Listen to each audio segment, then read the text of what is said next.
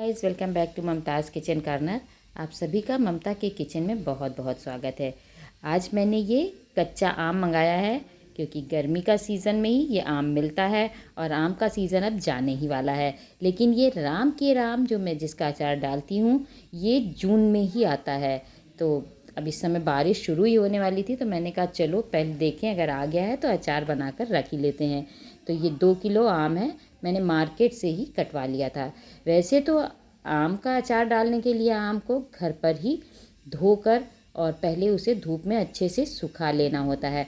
उसके बाद इसके पीसेस किए जाते हैं क्योंकि काटने के बाद नहीं धोती थी मेरी मम्मी वगैरह। लेकिन अब आजकल लोग बाज़ार से ही कटवा लेते हैं क्योंकि घर में उतना आसानी से नहीं कटता है। तो ये मैंने आम मंगाया है और अब इसे धोना है। तो मैंने इसे 2 पानी से अच्छे से साफ साफ धो लिया है। बीच बीच में इसमें बिजली यानी कि वही जो गुठली होती है आम की वो आ रही है। तो पानी में एक तो नीचे बैठ जाती है और जो नहीं बैठती है तो उसे बाद में जब धूप से उठाएंगे तो इसकी अभी धूप से उठाने के बाद इसमें एक छिलकी लगी होती है पतली सी प्लास्टिक टाइप की, तो उसको हटाना होता है।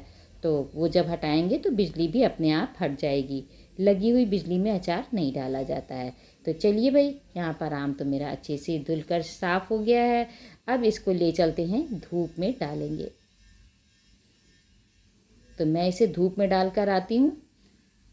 धूप में डालने के बाद मैंने सोचा चलो अब बना लेती हूँ इसका मसाला। तो यहाँ पर ली है मैंने सौंफ और मेथी, तो दोनों को ही मैं साथ साथ भून लूँगी। मेथी बहुत ज़्यादा नहीं डाली जाती है, यानी कि यहाँ पर मैंने 3 हिस्सा सौंफ ली है तो 1 हिस्सा मेथी, और कलौंजी की मात्रा भी मेथी के बराबर ही ली है। तो सौंफ और मेथी को मैंने एक साथ भून लिया है। अब डालेंगे कलौंजी। देखिए, सभी मसाले हम एक साथ भी भून सकते हैं लेकिन सबको भूनने का टेम्परेचर अलग अलग होता है, इसलिए मैं मसाले अलग अलग ही भून कर रखती हूँ और फिर उसे मिक्स करती हूँ। ये है पीली सरसों, इसे भी भून कर निकाल लिया है।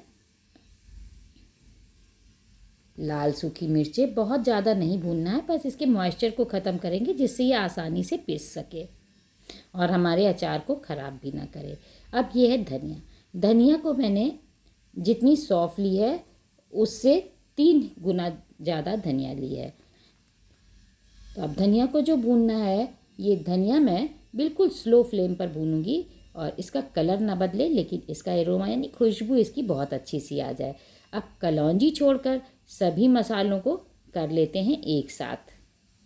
गैस, कलौंजी को हमें पीसना नहीं है, हम कलौंजी को खड़ा ही डालेंगे। तो यहाँ पर सारे मसाले हमने एक साथ कर लिए हैं। अब एक मिक्सी के जार में डालकर ये मसाले बना लेंगे एक पाउडर।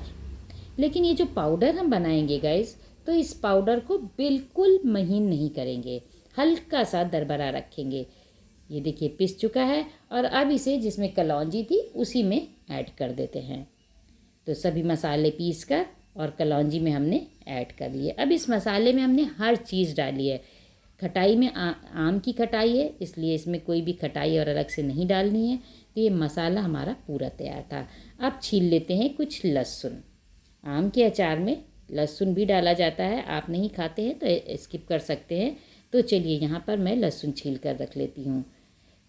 अचार में मैं तेल गरम करके डालती हूँ। तो एक तरफ गैस पर मैंने चढ़ा दिया है पैन और इसमें डाल देती हूँ लगभग आधा किलो से थोड़ा कम तेल। ये तेल जैसे ही धुआं देने लगेगा गैस को बंद कर देंगे और रख देंगे इसे ठंडा होने के लिए। ये देखिए, दिन भर 4-5 घंटे की धूप के बाद मैं इसे लेकर नीचे आई हूँ और इसकी जो भी बिजली या जो इसके अंदर की जो झिल्ली थी वो सब हटाने के बाद अब इसमें डाल देती हूँ नमक और हल्दी। ये 400 ग्राम नमक मैंने यहाँ पर डाला है और हल्दी तो अपने अकॉर्डिंग ही डाल दी है। अब इसको ढककर रख दिया था रात भर। रात भर के बाद इसने पानी छोड़ दिया है और मैंने फिर इसे रख दिया धूप में। ये धूप से लाने के बाद आप देख सकते हैं नमक चारों तरफ सूख गया है। निकाल लेते हैं इसको एक परात में और रख देते हैं फिर से धूप में। अभी जो लहसुन छीला था इसे भी मैंने धोकर धूप में सुखा लिया था क्योंकि पानी नहीं रहना चाहिए। अब इसको अच्छे से कूच कर बना लिया है इसका एक पेस्ट। आप चाहें तो मिक्सी में भी बना सकते हैं। धूप से लाने के बाद इधर मैंने एक चमचे में थोड़ी सी हींग और तेल, इसे अच्छे से गरम कर लिया है और अब इसे डाल देंगे अपनी आम की फाकों पर। ये मसाला जो मैंने पीस कर रखा था इसे भी इसके ऊपर डाल देते हैं। मिक्स करने के बाद डाल देते हैं थोड़ा सा और पिसा मिर्चा। मुझे लग रहा है कुछ कम होगा इसलिए मैंने डाल दिया, वैसे मैं मसाले में पीस चुकी थी। गैस मैं इसमें अलग से नमक नहीं डालती, ये जो नमक का बचा हुआ पानी है यही मैं अचार में मिलाती हूँ, क्योंकि मेरी मम्मी कहती थी कि ये नमक का पानी अचार को प्रिजर्व करने के लिए बहुत अच्छा होता है, क्योंकि इसमें पानी तो होता नहीं है, सिर्फ नमक ही पिघला हुआ होता है। तो मैं इसे इसमें ज़रूर डालती हूँ। अब यहाँ पर डाल दिया है वही पका हुआ तेल 5 चम्मच और अच्छे से कर दिया मिक्स। अब ये जो लहसुन कूच कर रखा था उसे भी डालकर इसे फिर से एक बार करती हूँ मिक्स। लहसुन की खुशबू बहुत हाथ में आ जाती है, इसलिए मैं इसे चम्मच से ही मिक्स कर रही हूँ। अब ये 3 दिन की धूप के बाद हमारा अचार बनकर तैयार हो गया है। अब आप देख सकते हैं जितना पानी और तेल था सब अचार ने बहुत ही अच्छे से सोख लिया है।